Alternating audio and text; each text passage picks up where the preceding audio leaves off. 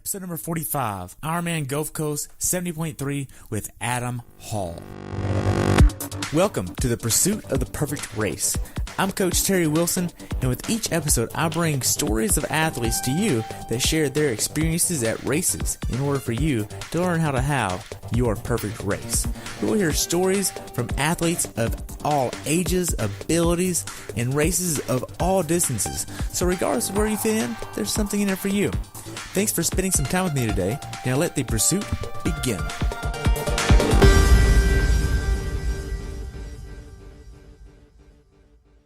Hello everyone, and welcome back to the Pursuit of the Perfect Race. Today I have the pleasure of talking with my friend Adam Hall about his race at Ironman Gulf Coast 70.3 that took place in Panama City Beach, Florida on May 12, 2018. The temperature on race day was 63 and rose to 91. The temperature of the water was 75.6. Adam has been doing triathlons for 10 years and looks forward to many more in the future. I look forward to hearing about your race, Adam. Welcome to the show. Thank you. I appreciate it. Great to be here. I love the show. Really enjoy listening to a lot of the podcasts that came before me. Awesome. So what made you want to do this race? It's about a 5-hour drive from where we live. It always follows Mother's Day weekend, so it's not hard to convince the wife and the family to come to the beach for Mother's Day. It's similar terrain to what I have to train here, mostly flat course, mostly wind, mostly heat, which is what I get. I really, I enjoy Gulf swims. I enjoy ocean Gulf swims. I did Haines City as well, and I got lakes, freshwater lakes, small lakes and ponds and stuff. I have a real bad tendency to get sinus infections from them. So anytime I can swim in the Gulf where it's salt water, I enjoy it. I really like the venue. There's tons to do for your family and friends and spectators. There's tons of accommodations that's close to the race. It's just it kind of checks all the boxes for me. We don't have many hilly and difficult climbs around here where we live. So most of what we're going to get the opportunity to race is going to be flat and fast. So I just seem to race well there, and it's kind of my bucket list. My year list to do every year. So that's great. So how was your training going into this? Training was good. I did Haines City, like I mentioned, 3 weeks or so ago, about a month before. So usually what I do when I have two 70.3s that are close together is I'll kind of back my training backwards from the first one and then try to bridge to the second one, kind of see how I feel coming off the first one. This one I did a little bit different. I kind of backed my training plan from Gulf Coast, from the last one, and worked Haines City into it. So I wanted to get more of a feel from where I was at. So I took a little longer taper for this one than I did for Haines City. I rested a little bit more, but the training was really good. I was in all three disciplines. My power wasn't where it had been in previous years, but I was riding more comfortably and I was running better off the bike at some of my longer workouts. So I was really happy with where I was at going into the race. Nice. Now then, as far as your plan itself, do you have a coach that you're following, or do you have a plan that you're using? No coach. What I usually do, I swim with a master's group here. I swim with them 2 to 3 days a week. I kind of implement that as my swim training. Most of my riding is done on Trainer Road, and I pretty much use the Trainer Road training plans as my model for formulating my bike plan.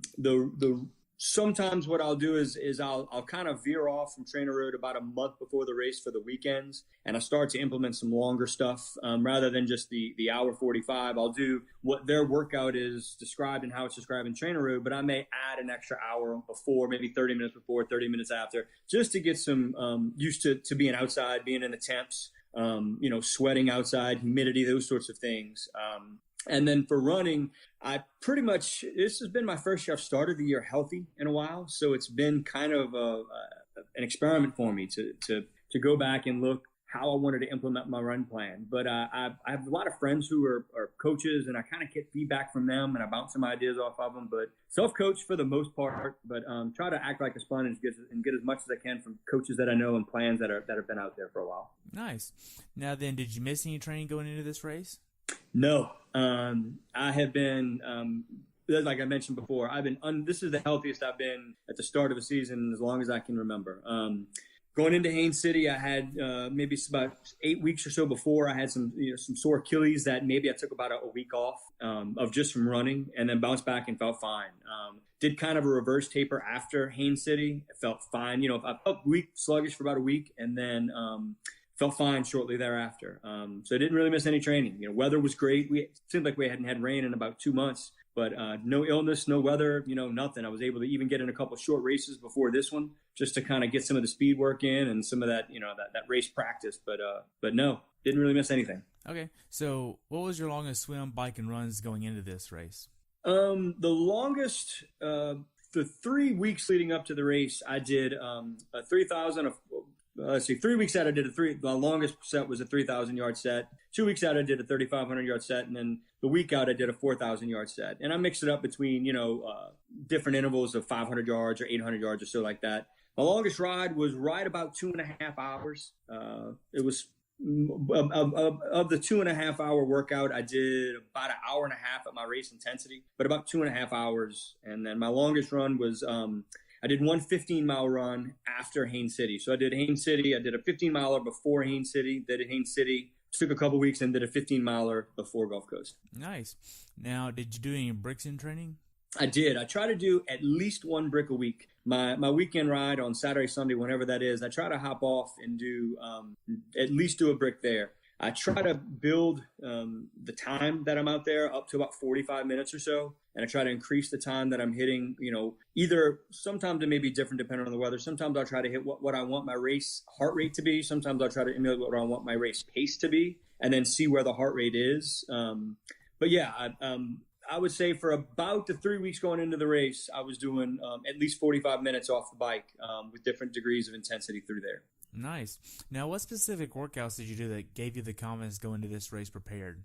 My key, I guess, workout that I like to do before any 70.3 is 2 weeks out. I like to do a 2.5 hour ride and then an hour off the bike. What I'll try to do is break that hour up into 4 15-minute intervals.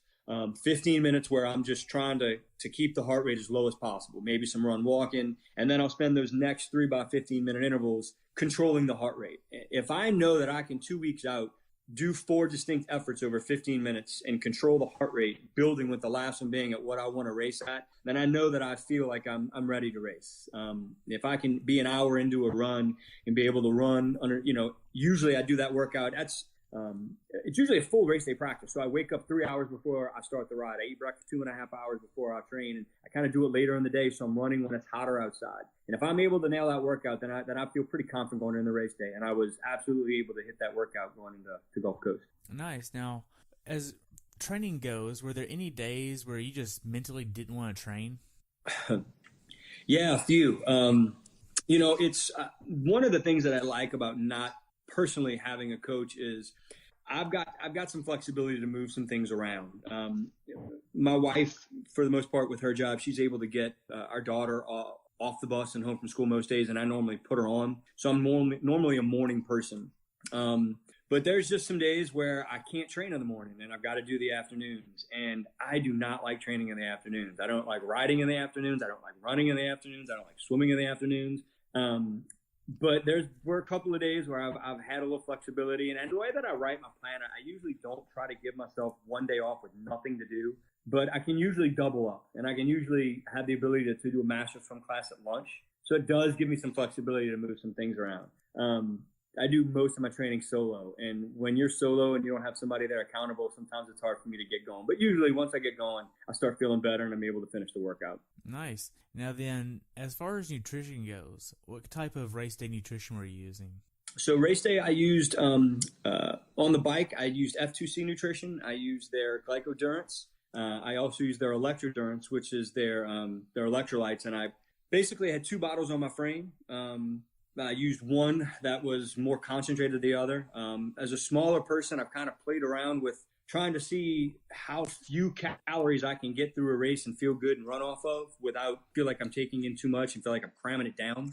So for this race, I went with about 450 calories of F2C products, First Across nutrition products on my bike frame, and then about 200 calories on my Arrow bars. And then I just kind of used that concentrated bottle to fill up my refillable bottle of my Arrow bars with water on course. And then the last 8 stations, I'm about 45. So the last 25, 30 minutes, I tried to just drink regular water from the course, but it was so hot.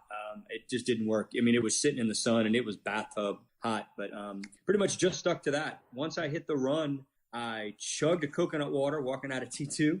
started the run and just drank water the whole run course and took two Science and Sport nutrition gels, two SIS gels. And that's pretty much it. F2C on the bike and SIS gels on the run. Nice. Now then, how many calories were you trying to get an hour? On my goal on the bike was to get 600. I knew that if I could get through 600 calories on the bike, and if I was able to really chug a coconut water starting T2, that was going to give me another 70 or 80 calories.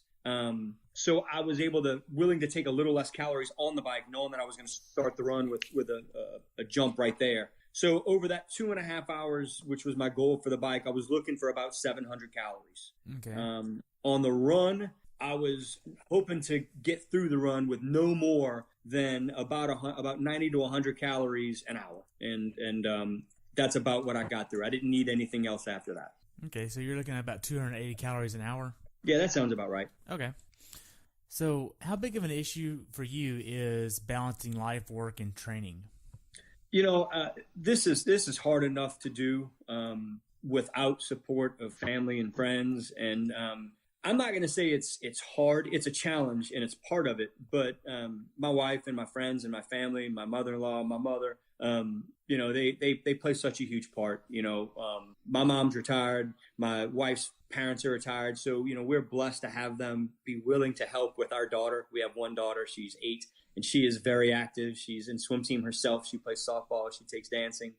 So we're blessed to have the help from families and friends. So I wouldn't say it's hard because they make it easy and they make it doable. It's a challenge, but it's part of the challenge. It's part of being an age group athlete. It's what makes it so rewarding is, we've got lives, we've got work, we've got to do those things, but we do triathlon to help us in all those other areas. I try to use what I learned in the sport to make me a better husband and make me a better father and make me a better employee at work. And, so, definitely hard, but doable if you've got the right support system. Right. Now, how hard would it be to be where you are right now in the sport if your spouse and your family really wasn't supportive of the sport? Man, Terry, I don't know. I don't know how people do it. I really don't. I mean, it's, like I said, it's hard when you're out there. I think a lot of times they've got that statement. What's your why? What's your reason? And I'll say that I tell my wife before every race that without them, none of this means anything. And I mean that. I mean, to know that you have support is somewhere that I go that gives me the uplift and the boost that I need when I need it. To know that it's not just me out there. They're with me all the time. I know that they're with me. I get little signs and, my wife and my daughter will hide notes when I go to races and they'll put it in my gear bag. So when I go get my bike computer, I see, a Post-it taped to it from my daughter. And maybe it's not fully appreciated now by her, but I know in some time it will be, and I know that it makes me feel like I'm making her proud. To the people that are doing it out there on their own and they're not getting the support, I mean, kudos, because I don't know how I just couldn't do it without them. I really couldn't. Wow. So what sacrifice was the most difficult that you had to make going into this race? I think the biggest sacrifices for me going into this one was kind of picking how I wanted to structure my year. I like this race. I want it to be a fun race. But picking it when I did, we've got a family vacation coming up in a couple of weeks, and picking this race when I did was hard because, to be honest with you, my brain's on vacation mode right now, and I didn't want to have to take this race with the energy and give it the effort and the concentration that it deserves and it's earned. But I've kind of front loaded my schedule and I've back loaded my schedule through the year. So this is it's a rough time with us logistically. I just said softball practice started for my daughter. So we've just got a lot going on. So it made it really hard the last 6 weeks or so to kind of squeeze everything in. And I wish that I could have just, I hate getting to the point where saying 70.3s, you can just go 2 for fun, but I'd like to get to the point where I can just go do this race for fun and really just have fun with it. And not make it an A race, if you will. But the way my season kind of planned out, it became an A race of sorts, if you will. Nice. Now then, as far as the taper goes, how did that go for you? Going into the race, I didn't feel as good that week. I felt a little sluggish. I normally won't schedule a taper. I'll kind of see how I feel, 2 weeks out, 10 days out, 7 days out, and then I'll determine what I back off. my legs felt really heavy going into the race. And each day I kind of would, either just walking or standing or walking around doing whatever it was. It just felt really fatigued. My IT bands felt tight. I've got a local massage therapist that I usually see the week of a race. And she was also mentioning how tight my legs were. So on race day, I didn't feel heavy. I felt good. But going in, I did kind of feel sluggish. In the water, I felt good. On the bike, I felt good. But I felt sluggish on the run. Okay. Now then, what was your mindset going into this race? The mindset was my goal, my main objective this year is New Orleans 70.3 in October. And what I've done is I've tried to do two 70.3s early in the year and then two later in the year with the objective of trying to qualify for 70.3 Worlds in Nice at New Orleans. So my plan with Haines City and then Gulf Coast is kind of what my plan with what I'm doing with Boulder and New Orleans 70.3 later in the year.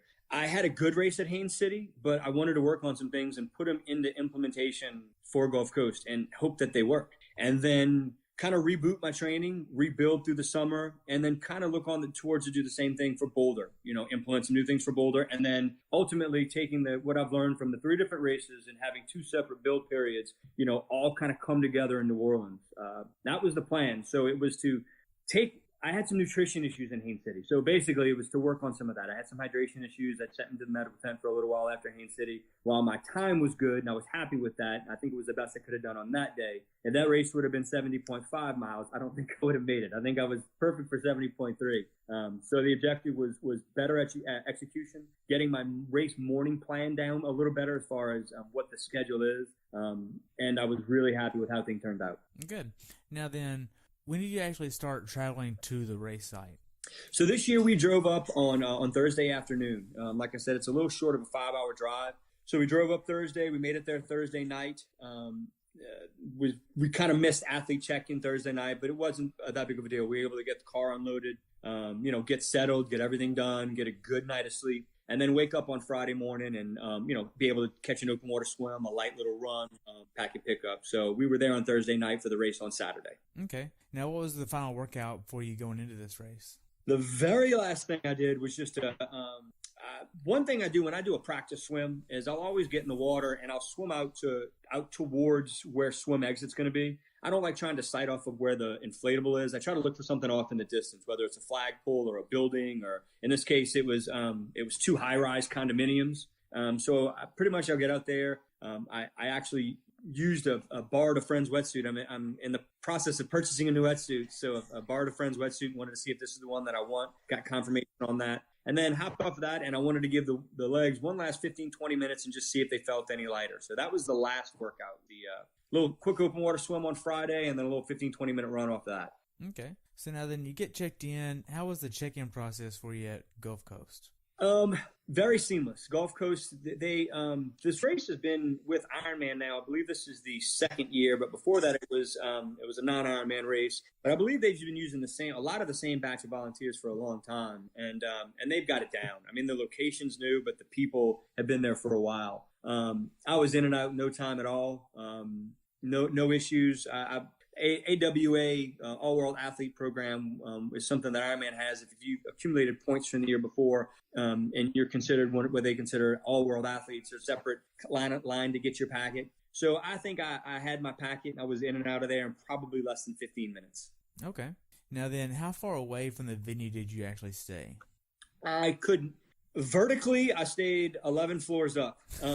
But I could see the finish line out of the front door of our condominium. It could not have been a better location. When you crossed the finish line, you kind of got to the decision where you wanted to go to the pool for the finish race party, or if you wanted to take a left, which took you to the elevator to my room. So I was actually closer to the elevator to my room than I was to the beer booth at the after party. It was very close. Wow, that's great. What was the name of the condos that you stayed at?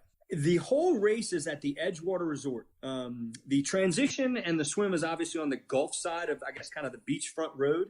And there's a pedestrian bridge that connects the convention center where the expo is and kind of a golf course, which is where some of the run is. So the activities are kind of separated on both sides of this beachfront road area. But the transition, finish line, the swim, our condo, and tons of condominiums are all right there on the beach. We stayed at the Edgewater, but there's a lot of condos right in that area. Okay.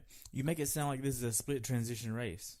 One transition, but the bike check-in, the athlete check-in area is at the convention center, but the transition is all on the beach side. The run course is on the other side and on that beachfront road. It's kind of odd because the course is open to traffic, and they've got to get athletes from transition onto Beach Road without running across and stopping traffic on beachfront road. So what they do is they use this pedestrian bridge right out of transition, which brings you into the convention center and golf course area of the resort, and then that kind of starts the run course. Okay. So now then, did you have any issues with your bike prior to checking it in? No, checking in for the bike went good. I had the bike brought to the bike shop. I had an ice friction chain put on the bike a couple days before the race, so they checked everything out for me. Rechecked my brake cables. Give it the once a year run through. I normally like to bring my bike check. I drop my bike off a little later in the day, so I brought my bike. I think bike checking in at 5. What I usually try to do is drop my bike off right before I head to dinner, and that's what I did. Dropped it off, and everything went smooth. Nice. What kind of bike are you using? I have a Quintana Roo PR6. Okay. And do you have digital shifting on that? No, I went with the manual old school shifting. Nice. So now then, do you have a certain meal you like to have the night before the race? I am at least the day before, every day, except for one day, I do sushi. Sushi is my go-to pre-race meal. Some places it's harder to get than others. The one race I did not get sushi for was the Sandestin Sprint Triathlon. My mom was going to be such a sweetheart, and she was going to cook us some pasta with Italian sausage, and it has nothing to do with her cooking, but I ended up vomiting that all afternoon and all night, and I missed the race. And I'm just going to go ahead and say it's because I decided I wasn't going to have sushi that day, and I backed out on my tradition. But I do sushi. So what I usually do is we usually try to eat like an early dinner. I'll try to eat dinner at like 4:30 with sushi, go back, and then if I get hungry, I'll do something really clean like some scrambled eggs and maybe a piece of toast. Okay. Now then, after you get your sushi, what time do you try to head to bed? I try to get off my feet early. I'm normally because I do most of my training at home in the morning anyway, I'm usually up at like 3:30, 4 a.m. to get my training in the morning. So my bedtime, if you will, is sometimes earlier than my daughter. So it's like 8:15, 8:30. So the day before the race, my wife took my daughter out to go play mini golf and do some of the beach stuff that they, all the activities that they have. I was off my feet about 7 o'clock, sitting back in my Normatec boots, watching TV, kind of relaxing. So about 7 o'clock, 9 o'clock, it was lights out and I was sleeping. Okay. Now, do you have a certain way you like to lay out your gear the night before the race? I do. So, when I drop my bike off to bike check-in, I don't really keep anything on. I just drop the bike off. So I kind of bring everything in the morning. Race morning, I usually, what I'll do is I use Ruby's Lube as a personal lubricant racing in the morning. But what I do is I kind of take chamois butter and I put chamois butter on the chamois for my kit the night before. So I'll lay out my kit, I'll lay out my chip, I'll lay out my race number, like my tri-tats, lay out everything that I want just so I know I have it. One final check through. I always try to wear like a long sleeve shirt and pants, even in the middle of the summer to races, because sometimes wind, you can get, a little chilly, and I prefer to be a little warm and sweat, just kind of get that blood flowing. So that's kind of my gig. I just kind of lay everything out, set it, put my keys on top of my chip so I won't forget it, and leave everything right by my transition bag. Okay. Now then, as far as checking your bike in the day before, are you lowering the PSI in your wheels, being that it's so hot outside? So yeah, what I don't do is I didn't put any air in them once I got it back from the bike shop. So the last time I put air in them was probably 2 weeks before my race. I did a sprint try 2 weeks before this race, and I did not put any air in my disc or my race wheels after that. So going in, one final step, I let a little bit out. I didn't check the air pressure, but it had been at least 2 weeks since it had any air put in them, plus whatever I let out the night before the race. Okay, and then you'll put air in the next day, and we'll get to that here in a second. Now then, you wake up on race morning. What does your race day morning ritual look like? So that's something I kind of experimented here with in Haines City. I've been struggling trying to find what a good race day breakfast is. What can I eat? I usually struggle with, just race day nerves. I get nervous. I'm not anxiety. I'm just ready to go. So I've tried things like toast and peanut butter. It doesn't work. I've tried liquid breakfast, and I end up having to pee too much throughout the day. So I've been trying to find something that works, and I've talked to a nutritionist friend of mine, and I started working towards trying just a cup of overnight oats, just some oatmeal soaked in some vanilla soy milk with some fresh fruit and some almonds. So this race plan, what I was going to try to do was get up 3 hours before the race, which made for a very early wake up because it was a 6 a.m. start. So the race morning, it was a 3 a.m. wake up and a 3:30 breakfast. And that was the overnight oats with, like I said, the fruit and the nuts and the sogginess of it and the milk made it really easy to go down. So it wasn't much chewing or swallowing or anything like that. Oh, good. Now then, so you get up, you have your rolled oats, basically. What else do you do that morning? So the beauty of staying so close to transition, what I did on this day was I got up at 3. My day, every single day, Farmer Greens. So take my Farmer Greens as soon as I wake up. And Farmer Greens is a product by, again, First Across Nutrition. And it sets the alkalinity level in your body. You're supposed to not have anything to eat or drink after that for 20 minutes, which means I have to wait 20 minutes to get my coffee, which is sometimes a struggle. So waited that 20 minutes. That's when I had my breakfast. And then what I did as soon as I ate, I basically waited for transition to open before I even got dressed. And then I went down in transition as soon as it opened up at 4:30. And I was able to put air in my tires, put my bike computer on, calibrate my power meter, do everything I need, put my nutrition bottles on my bike, and then come back to my room to get dressed. So beauty of this race is having so many condos so close that you can walk to your bike, walk back to get dressed, use the bathroom, put on your wetsuit and everything else. And it worked that way. I mean, it's so convenient. It's great. Nice. Now then, as far as your setup in transition, how much PSI are you putting in your wheels? I put 110 in the back, 105 in the front, and I'll be honest with you, Terry, I have no idea if that's too much or too little for me. I just keep kind of playing with it. When I find something that works, I stick with it, and if I have a bad race, I make a change. So that's what I roll with. I've been rolling that for a while, and had a good race this time, so I guess I'll keep it for a while until it backfires on me. Right. Now then, so you go back to your hotel, you get dressed, you actually put your wetsuit on in your hotel room.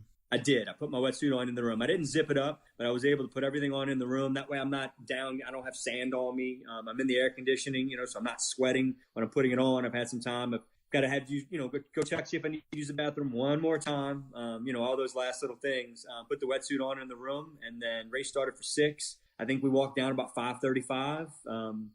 Got some water in the wetsuit and just went right to the corral. Nice. Now then, before that, you set up your bike computer on your computer. Do you go ahead, turn it on, and just leave it on a auto pause if it's below a certain speed? That's exactly what I do. I turn my bike computer on auto pause, and I think I have to set the custom speed to like 2 miles an hour. So that way when I hop on my bike, I don't have to hit start. It just rolls through along. I did have a little snafu this time around. I left, or at least I thought I left my heart rate monitor at home. So in a frantic freak out, I ran to the expo the day before the race, not necessarily because I needed the heart rate monitor to race, but because I wanted to go back and look at the data. Because this was a race that I really wanted to have the same approach that I want for New Orleans, I wanted to be able to go back and look and see rather than just RPE. I felt confident I could have raced off RPE, but I really wanted to have the heart rate monitor. So I ran over to the expo, bought a heart rate monitor, brought it back to the room, paired it with the bike computer, paired it with the Garmin on my wrist. But when I turned it on race morning, it picked up my bike computer picked up somebody else's heart rate. I wasn't even wearing my monitor, and I'm looking down, and somebody near me was nervous because their heart rate was like 115. So I ended up having to go back to the room, repair the bike computer with my heart rate monitor when I put my wetsuit on. And then on the way back out to the beach, I was able to put the bike computer back on the bike. So again, another perk of having that room so close to the race site. Wow. Now then, in between the time you leave the transition the second time and the time you start your swim, were you anxious at all of that? Or were you anxious at all? No, man. Sorry. It's hard to find the line, and I don't want to make it seem overconfident, but I really did feel real good about the race. I knew I didn't have a great race in Haines City, but I was happy with the time. And I felt like if I could put a race together here based on these conditions and the conditions that we had on that day they were perfect for racing. I've never raced that venue and had a day outside of a hot run, which I was fully expecting and works in my favor. I don't remember having a swim where the water's just been that calm. I mean, very little wind on the bike, and the wind that we did had was set up for perfect, favorable, fast conditions. So, I told my wife there was none of that pre-race anxiety. I've done this race twice before. Both times the swim was canceled. So, in the days leading up, in the morning of, you're like, are we going to swim? Are we not going to swim? Look at the white caps. Is it going to be wetsuit legal? Is it not going to be wetsuit legal?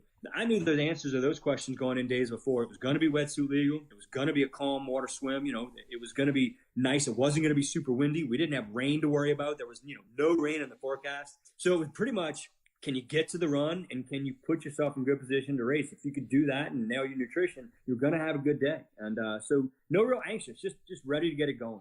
Okay. Now then, do you have a certain gel or any type of last minute nutrition you do right before the race? I ate a banana. I did my breakfast at 3:30 a.m. and I guess it was probably about 5. I ate a banana, and that was it. I kind of go off of hungry. I'll have a gel with me, so if I feel like, am I hungry? If I ask that question, if I think about a gel and want to get it down, I'll take it. But this race, I didn't do it. Okay. Now then, the final few minutes before the race, what did that look like for you? Walked down to the beach with my wife. It was a gorgeous sunrise. We took a couple pictures. I lined up with the 30 to 33 minute swim corral. Got in line. I was curious how they were going to do the swim start. I did Haines City, which they call the rolling start, and they call this one a rolling start as well. But the front of Haines City was more like a time trial. You lined up, and they let one person go every 3 seconds, at least for the first front groups. So I was curious how they were going to do Haines City. Were they going to line us up in corrals and then say go and have everybody just go at the same time and walk to the water? Was it going to be 5 at a time? Was it going to be 10 at a time? So once I saw that it was going to be 1 at a time, pretty much what I did was I just started eyeing up the how straight the buoys were on the swim course to the first turn buoy. It's a super simple swim course to navigate. It's a rectangle. You go out 1,000 yards. You take a right, you go over 100 and something yards. You take a right, and you come back in 1,000 something yards. So what I wanted to see was how straight were those buoys, so I could see, where am I swimming? Where's the current going? I'm going to swim inside the first sight buoy, that sort of thing. So it was real calm. Said a prayer with the wife. She gave me a kiss. I got in line, found some nice people to chat with before the race, and we hit the water running. Nice. And this is a pretty straightforward swim start. You go out, you make a left turn, then you make another left turn, and you head right back to shore. Super simple. Yeah, out, turn, and back in. Can't get any more simple. Yeah, I mean, you're not making anything complicated, but you are in the open ocean, though. That we were. I knew from a practice swim the day before there were some jellyfish out there. They were worse on race morning than they were the day before. So you got bit by a jellyfish? I got stung by everybody I know did. Yeah. I've been going to the Gulf Coast for vacation for quite some time, so I'm used to jellyfish stings. These were not that bad in regards to pain. I actually, I cupped one in the hand. It didn't sting. Those kind don't sting. The ones that we were getting some from was somebody else mentioned the species. I can't remember. But when you swam into one, you felt him, and he was all over your face. So there were a few times where you feel the stings from the jellyfish on your hands, on your feet, on your face, on your neck. But fortunately, this wasn't the kind of the stings that would stick with you for hours or days or even left marks on me. The stinging went away pretty bad. But outside of that, it was open ocean, flat, great conditions. Other than the jellyfish, it was really no complaints. Okay. So after the gun goes off, you go. How do the first few hundred yards go for you? Great. One of the girls that I was talking to before the start of the race, she had a pretty identifiable Roka wetsuit, nice pink back. I asked her what she was planning on swimming. She told me. I asked her if she was planning on swimming inside of some of the sight buoys, and she said yes, which was my plan. She hit the water 3 seconds behind me, and Terry, I don't know her name, but if I could write her a thank you letter, I would, because I just followed her feet for probably the first 800 yards. I mean, we just swam. It was great. I mean, it was smooth, calm. Everybody else really started real far to our left, and they were all swimming outside of the side buoys. We pretty much stayed right on the inside, so we had clear water. No contact, nothing. And the closest I got to contact was when I would hit the first turn buoy. But like I said, at that point, I'm almost halfway through the swim. Wow. So for this swim, you obviously wore a wetsuit that wasn't yours. But as far as the goggles, what type of goggles did you use? I used Zone 3 Valair goggles. They are the greatest goggle to date that I've ever had. I wear them in the pool. I wear them to swim. I love them. The anti-fog is up there with any goggle I put them against. The glare. What really sets them apart, in my opinion, is the comfort. I mean, there's sometimes when they're so comfortable and I don't feel them, like I feel like I have to tighten them because I'm curious, are they even fitting? Because I don't feel them. They're just they're an amazing goggle. Zone 3, it's a company that I believe was based in England. They're available in the U.S. now. They do wetsuits, which is actually the wetsuit that I wore too. I borrowed a friend of mine. She races on Big Sexy Racing with me, and he had one that he wore in Haines City. So I bought his wetsuit, and that's going to be my next purchase at some point here soon. But the Zone 3 goggles are outstanding. Wow. Now then, as far as the rest of the swim goes, how does that go for you? Went pretty good. Because the swim basically goes south, and then it goes west, and then it goes back north. And the sun's kind of rising out of the east, so I knew that we wouldn't be looking directly into the sun at any point. And I knew that swimming back to shore, I kind of picked a good sight point when I went out for the practice swim the day before. But I wasn't expecting was kind of a glare. There was a real glare from the sun. It was kind of shining off some of the buildings and the windows. But again, between the goggles and having the buildings in the background, it wasn't an issue. I had no issues with fogging. I had no issues with, no holes at the end of the swim that I was going to fall into like we had in Haines City. So no real issues. I probably could have swam a little harder, a little earlier. I wanted to pick it up maybe towards the last 500-600 yards. And I guess I said I had no issues. One issue, and I'm not gonna blame it on my wife here, so I hope she doesn't kill me for saying it when she listens. But she always zips up my wetsuit for me, and towards the end of the swim, I feel the Velcro stay, but the zipper kind of start to come undone at the top of my wetsuit. I could just feel a trickle of water start to come in, and it wasn't enough for me to want to stop and zip it back up. But I just kind of, at that point, I was really in race mode, just that last 500 yards, trying to pick it up and pick up pace towards the end of the swim anyway, and it never really became an issue. But going back, I probably maybe would have picked it up a little sooner because I was feeling good. I just didn't realize how good I was going to feel until I got to the end. Wow. Now then, somebody else could have actually yanked on that little cord and made it a little loose, not your wife zipping it up wrong. I wish I would have thought of that first. Yes, that's absolutely very, very possible. And now that you mention it, I think that is what happened. Yes, I'm going to change my story. That's what happened.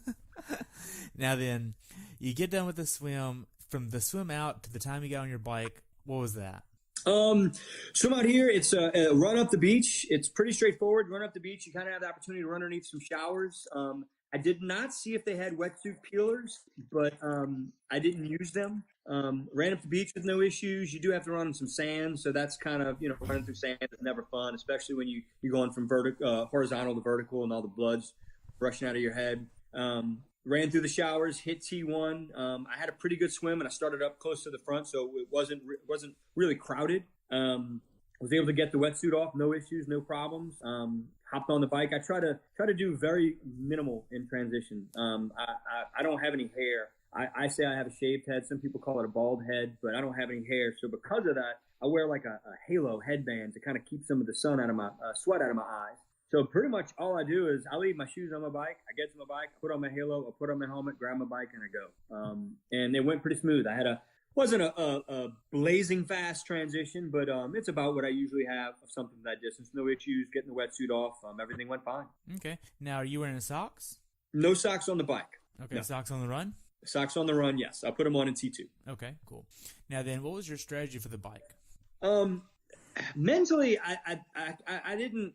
I don't know how I missed this one, but I didn't have probably the plan that I should have had for the bike. The plan was to pretty much let the wind and the course dictate how I was going to ride it. The bike is pretty much straightforward as what the swim is. The bike pretty much goes, due west for about 5 miles, then it goes due north, and then it turns around and it comes due south and due east. So what I usually do when I do this race and out at this venue is I take a look at the wind and I'll let the wind dictate where I'm going to push it. If I'm going to have a headwind coming back, then I'm going to take a little easier going out. If I have a headwind going out, I'll kind of play that to my advantage. I ride with power, so I had a target that I wanted to kind of hit. But probably we had a slight headwind going out, and I don't think I realized it. I think I thought it was going to be more of a crosswind, and I didn't realize it was a headwind or more of a headwind than I realized until probably 20, 22 miles into the ride. If I would have known I was going to have a strong tailwind coming back, I may have pushed a little harder into the wind I thought I was pushing into a side wind.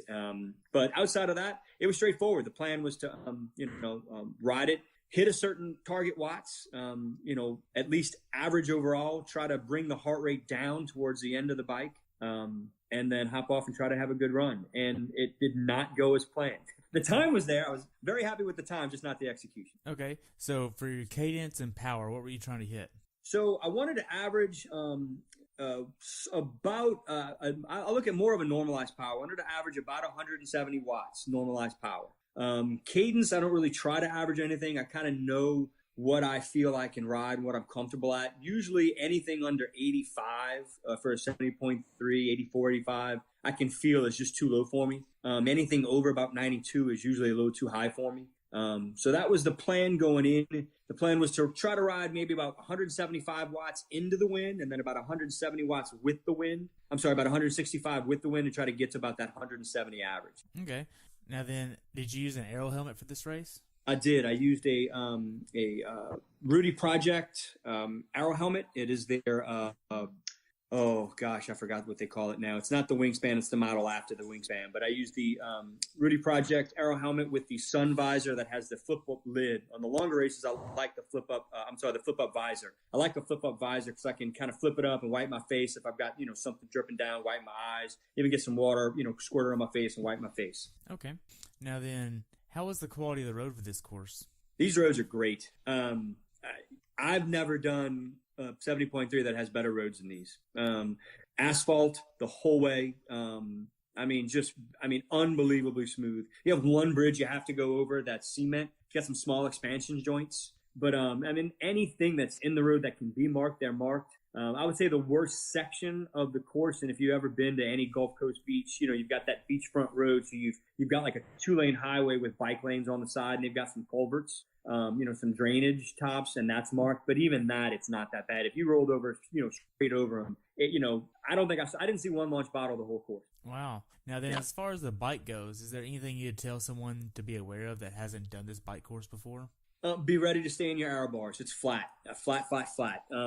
Always take a look at the wind. Like I said, I was happy with it. I made a tactical decision to, as I was coming back and heading back towards transition and saw how big the tailwind was and saw how much my speed was increasing, I pretty much had a pretty good feeling about mile 30, 35 that I was going to be close to a bike split PR, if not have a bike split PR. And once I saw that, it was not about how fast can I get back to transition. It was try to find a way to be happy with a good bike split and a fast bike split and try to get that power and heart rate lower to try to increase your chance on the run. So my suggestion would be is take a look at the wind, know what the wind's going to do, know what the temperature is going to be like when you hit the run, and then use that to dictate to you how you want to ride that course. Okay. Now then, the last 2 or 3 miles on the bike, are you doing any type of transition to help prepare you for the run? Man, I tried. I really did. That portion of the race, the wind did shift on us normally. And I guess that's kind of maybe what threw me off my game. When you're headed back to transition the last 5 miles, you're going due east. And we were headed dead into a headwind. And I tried to get my heart rate down. I was also, at that point, the bike had split up pretty good by that point. So, there was no one in sight of me, ahead of me. I really didn't see anybody behind me. Traffic is at this point, there's cars on the road. So you've got cars entering, from coming out from condos. So it's a little stressful at times. The wind's picking up. I tried to get it down. I was not able. The last 4 or 5 miles was my highest heart rate of the bike. And it was my slowest into the wind. So I wanted to, it just didn't happen. Okay. Now then, once you get to T2, you do a flying dismount, I'm assuming, and then you go put your bike on the rack. What else do you do besides put on socks? So a flying dismount, bike on the rack. This race, I did a little something different. I had a very small ice chest that I filled up with ice, and I put 2 things in it. I knew this run was going to be hot. I told people going into the race, I think this race was going to come down to how well you can execute running in the heat on the run. And if you were going to have any hope to be happy with your time, you're going to want to run the third loop of a 3-loop run. And for you to do that, you've got to be able to start the run in a good spot. So what I did was I put a bottle of coconut water and I took a neck cooling towel. And I took that neck cooling towel and I put it in a sandwich bag with a little bit of water. so it was ice cold. So when I started the run out of T2, I bike on the rack, socks on the feet, shoes on the feet. I grabbed a hat, grabbed my belt, and I left. That was it. Hit the run, and then I walked, and I just started chugging the coconut water. And I didn't take one step to run until I was done with that coconut water. And once I was done with that, I kind of took my cooling towel, wrapped it around my neck. I took the coconut water, I put it in the bag that my cooling towel was in, and I ran with that until I got to an aid station. I was able to ditch it. Nice. Pretty seamless. Now then, how did the first few miles go for you? First few miles went about as expected. I had a heart rate goal, a max goal in mind. I knew that I wanted to average something about 160 beats a minute. What I wanted to try to do is run the first lap at about 155 beats a minute, run the second lap about 160 beats a minute, and then take that third lap and see what I can do. Making sure that the last lap and the last few miles were the highest heart rate. But I couldn't seem to get the heart rate down to 155. I felt comfortable. I was able to keep it right below 160, and that's what I did. The pace in some sections wasn't where I wanted it to be, but in other sections it was better than it was early. So the average pace was where I wanted.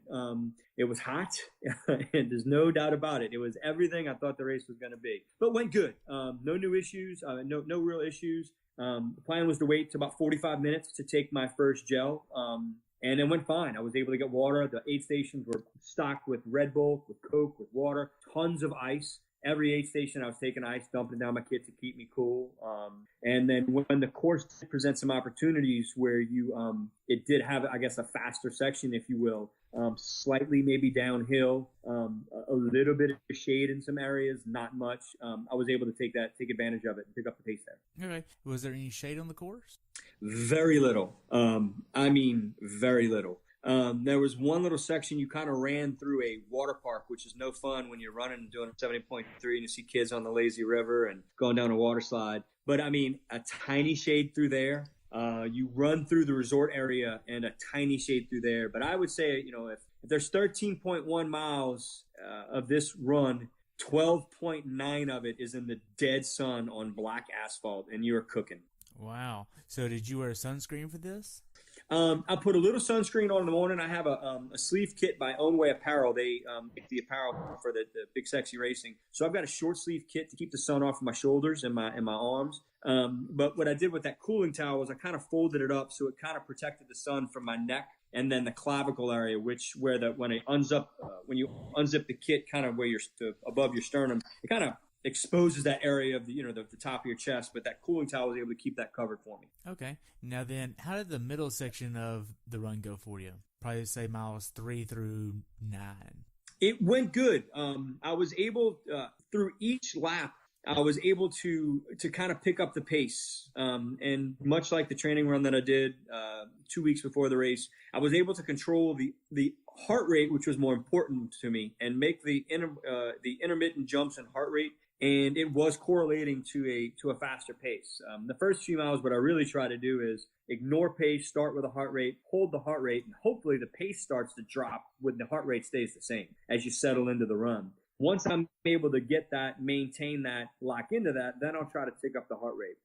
I knew that I wasn't able to make large gains with the heart rate without completely, starting to get a little crazy, but I was able to pick it up. Each lap was a little faster than the one before. So the second lap was a little faster than the first one, and the third lap was faster than the second one. Okay. Your nutrition plan for the run was basically take a gel every 45 minutes. How did that work for you? Went fine. The SIS gels they're kind of bigger, so they don't really fit in any sort of like loop pocket. But the Ownway kit that I have has a side entry pocket in the back. So I made it a point to make sure when I was dumping water on myself to keep dumping water on the back portion, so my kit would stay wet, so they wouldn't get hot. One thing I did this race that in other races I maybe hadn't done is I pretty much, outside of the cup of coffee I had in the morning, I avoided caffeine altogether until the very last gel that I took. A lot of times I'll hit Coke or Red Bull, or maybe I'll have a caffeine pill on the bike towards the back half or something like that.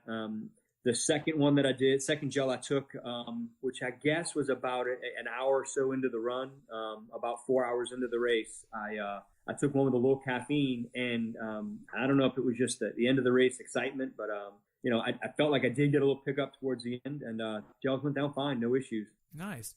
Now then, towards the later parts of the run, miles say 10 through 13, how did that feel for you?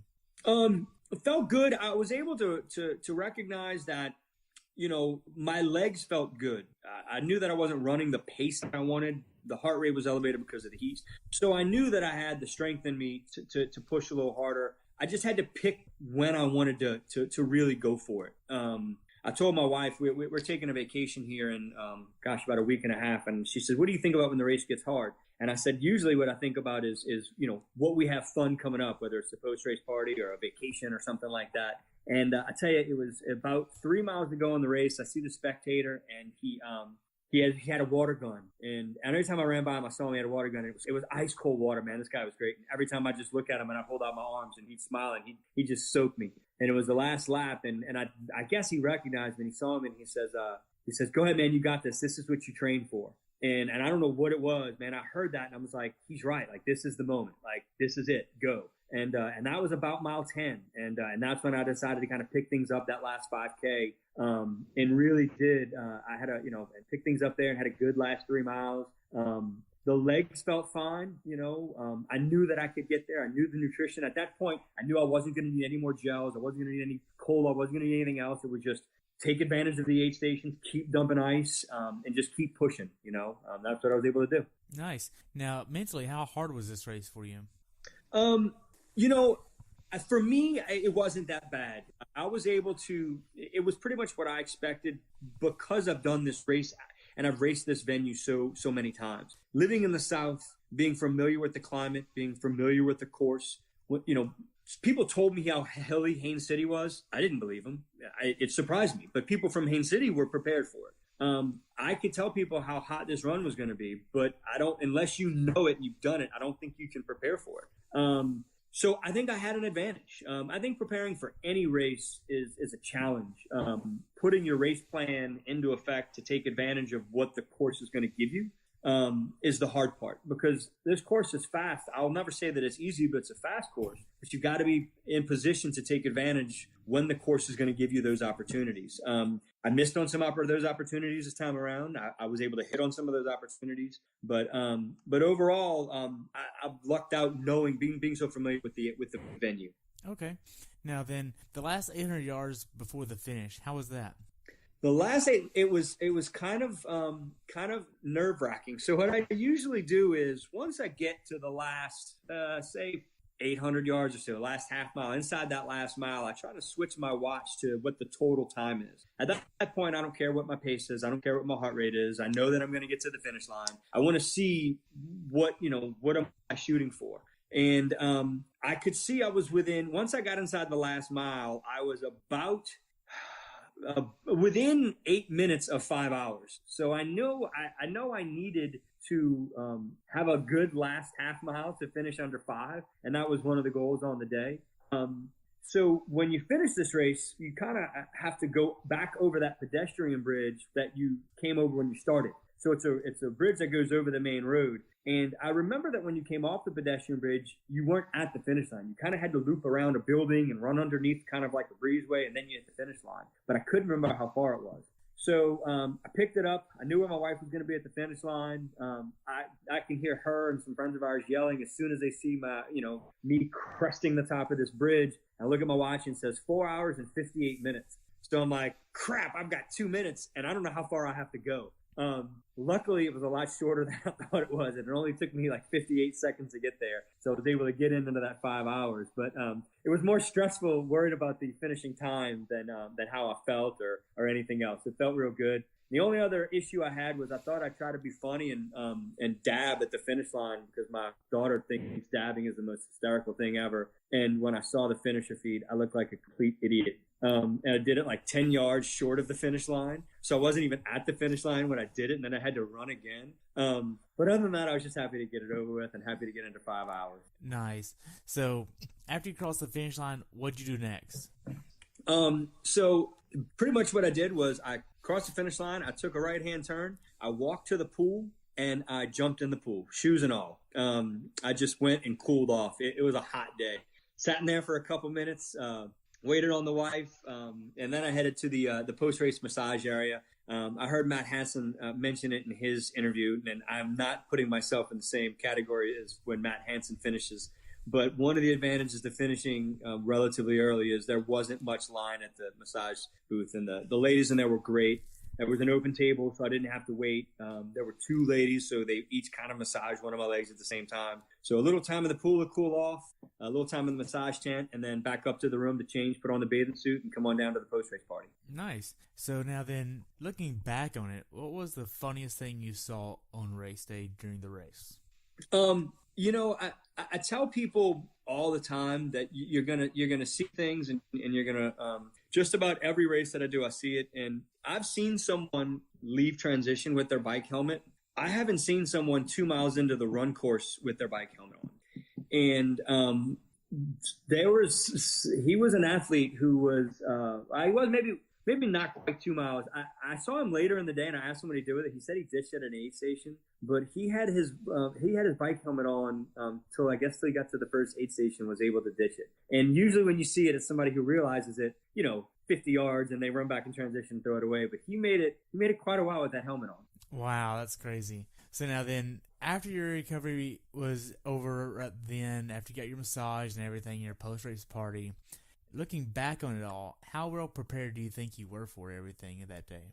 I think I probably, I think the swim, I think I pretty much know where my swim is now. I've got somewhat of a swim background growing up. I'm not going to jump to a 25-minute 70.3 swim. I'm going to be somewhere in that 31 to 32, 33 minutes, which is about where I was. The bike, I was extremely pleased. I have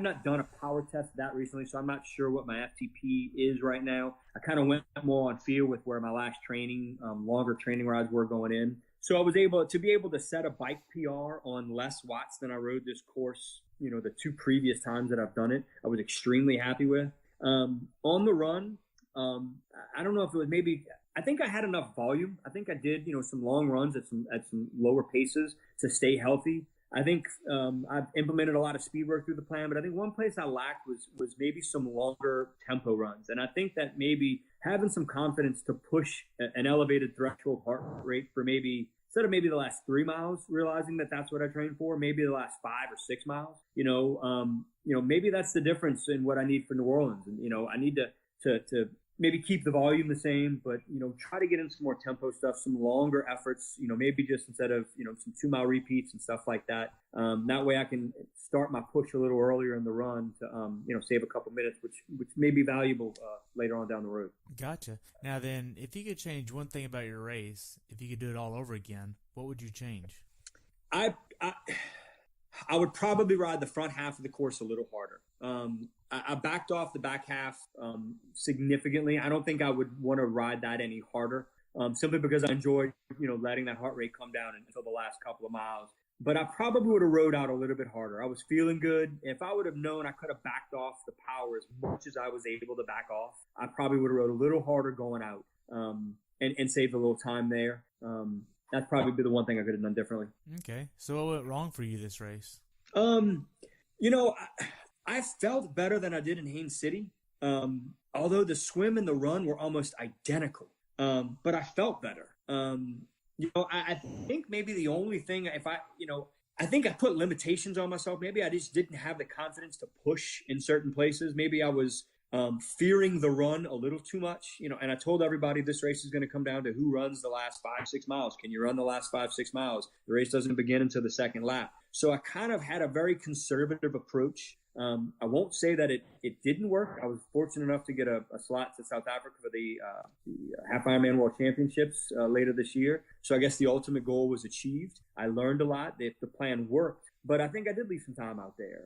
I think I need to work on implementing some workouts during my training that can give me some more confidence on race day to know when I can push a little harder and believe that I've still got what it takes later on down the road and, towards the end of the race. Okay. Now, what's something that you learned about this race that you'd like to pass on to someone that hasn't done this race before? I think that this race is straightforward, but you've got to pay attention. The thing about, hills is you can see hills. You can see where they start. You can see where they end. You can't see wind. You can't see heat. you don't know what it's going to feel like until you're there. But, pay attention. When this course is going to give you the opportunities to take advantage of it and do something, you need to be able to. And when you don't, it's going to cost you. It cost me some time for sure. Because, but you knew that this race was going to be a calm swim. We didn't know it was going to have jellyfish. Yeah, I'll give them that. But we knew this course was going to be a calm swim with light winds on the bike. And we knew it was going to be a hot run. So, if you do a race and you're going to be riding a bike in 40 degrees, you're going to take some precautions. You're going to put on, socks or toe warmers or arm sleeves or, and you need to be thinking about that on the run course. When you hit the run and it's going to be 90 degrees and you're not from here, you need to be thinking about what you're going to do, prepare for that. What are you going to do? Because there's things you can do. You're not totally helpless against the heat. So take the data. It's very straightforward. The course isn't complicated, but pay attention and take as many precautions as you can. Wow, that's great. Now then, we covered a lot. Do you have anything else you'd like to add about your race?